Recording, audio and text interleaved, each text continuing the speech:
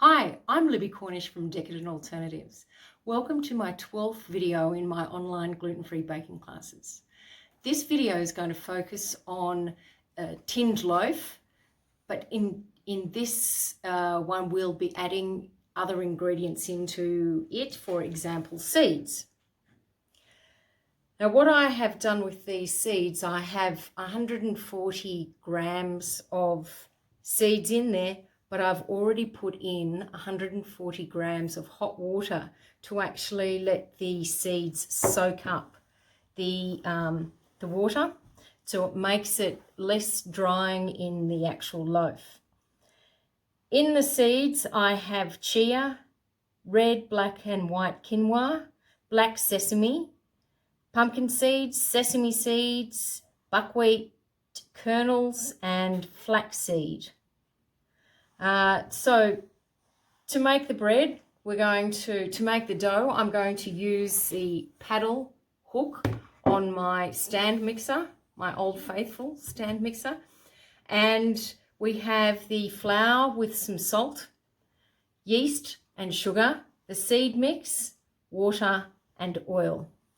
So I'm going to put in the water first, followed by the oil.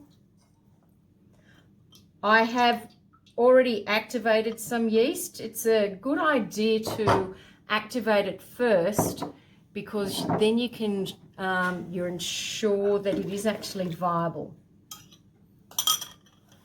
If your yeast is not viable, there's no bread. And this is the lump of seeds. In this case, what I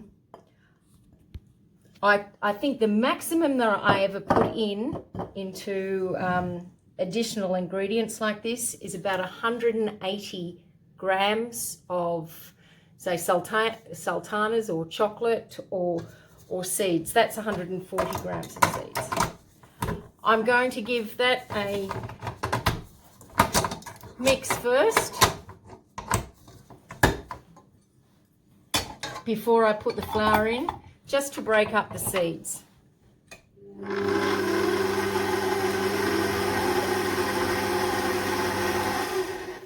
That's enough. I'll pour in the flour. Now it's going to get very noisy because I beat it quite, after the initial, I beat it quite hard.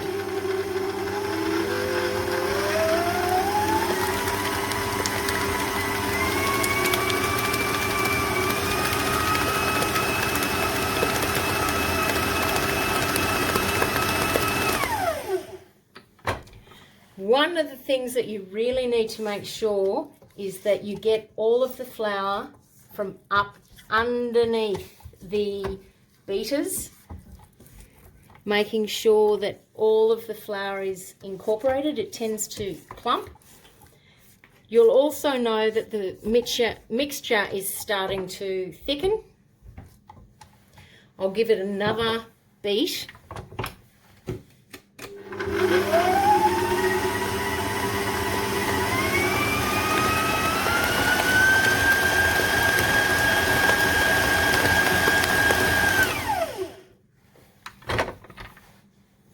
And that, the dough is ready to go into the tin for proving.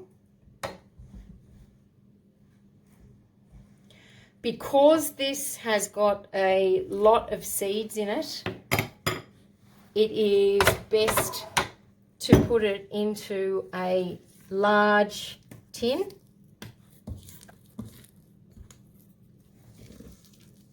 And thank you. Put it into a large tin.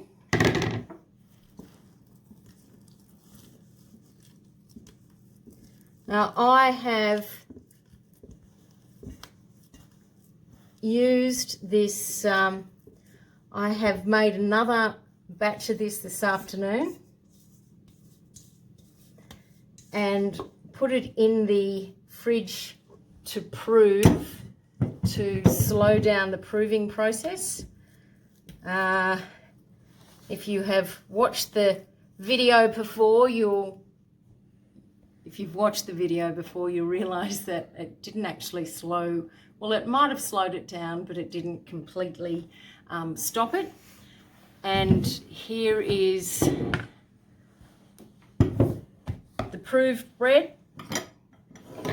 And I have a loaf.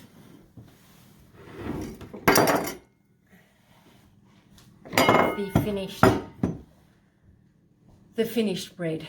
So basically it is baked at 200 degrees for minimum of 50 minutes.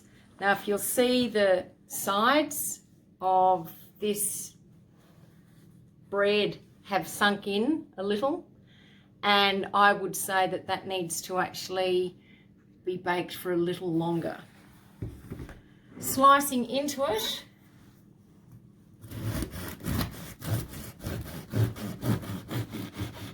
and this bread is one of my daughter's favourite. So, a lovely seeded loaf.